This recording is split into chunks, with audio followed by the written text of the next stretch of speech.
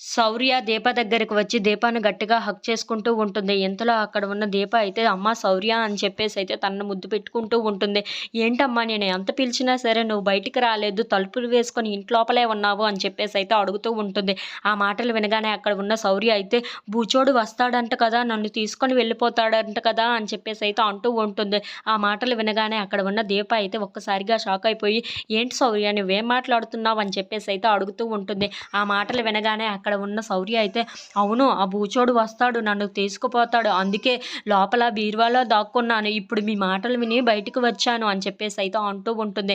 ఆ మాటలు వినగానే అక్కడ ఉన్న దీప అయితే లేదమ్మా ఎవరూ రారు, నిన్నెవరు తీసుకుపోతారు, నేను ఉన్నాను కదా అని చెప్పేసి అయితే అంటూ ఉంటుంది. అయినా నిన్ను బూచోడు తీసుకొని వెళ్ళిపోతాడు అన్న విషయం నీకెవరు చెప్పారు అని చెప్పేసి అయితే అంటూ ఉంటుంది.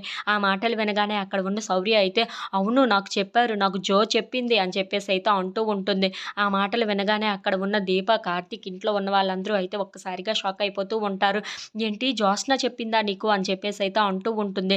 ఆ మాటలు వినగానే అక్కడ ఉన్న శౌర్య అయితే అవునమ్మా జోయే చెప్పింది, నన్ను మా నాన్న ఇప్పుడు తీసుకొని వెళ్ళిపోతాడంట కదా, నేను ఎక్కడికి వెళ్ళనమ్మా నీ దగ్గరే ఉంటాను, నాకు నాన్న వద్దు నువ్వే కావాలి అని చెప్పేసి అయితే అంటూ ఉంటుంది.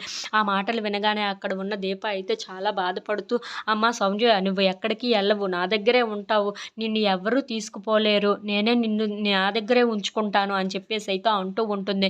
ఆ మాటలు వినగానే అక్కడ ఉన్న శౌర్య అయితే అవును నేను ఎక్కడికి వెళ్ళను, ఆ బూచోడు దగ్గరికి అసలే వెళ్ళను, నాకు చాలా భయం వేస్తుంది వాడిని చూస్తేనే అని చెప్పేసి అయితే అంటూ ఉంటుంది. If you like this video please like share and subscribe.